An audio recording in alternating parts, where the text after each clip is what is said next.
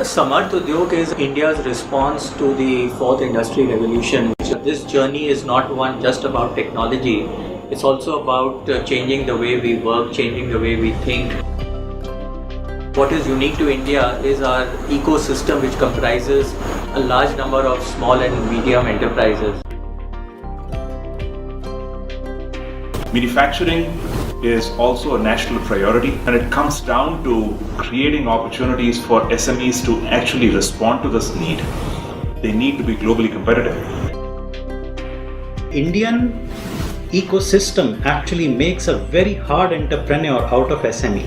So if a SME has the information to its market, the market demand, the logistic chain, the raw material chain, then I think Industry 4.0 or information highway actually comes to the aid of SME.